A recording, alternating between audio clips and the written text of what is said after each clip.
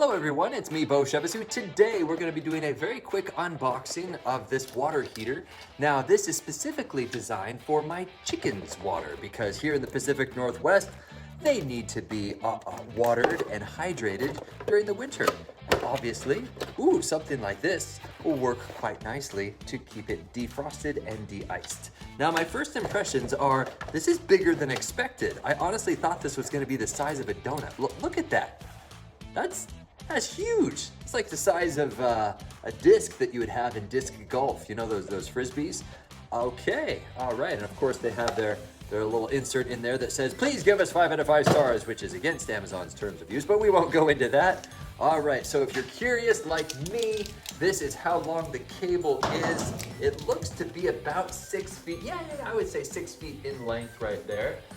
So they do say that you need to hire an electrician, which is absolutely hilarious that they give you this feedback. Hire an electrician to put a box out where your water is out in the fields. Now, I imagine most of you are gonna be like me and you're just gonna disregard that. You're just gonna plug this into an extension cord. Now, of course, it does get wet, meaning that extension cord should not get submerged. So maybe run it along your fence line or down low, but just make sure that it is visible so that come springtime, the grass comes up and you're not lawn mowing over an extension cord that has since been buried.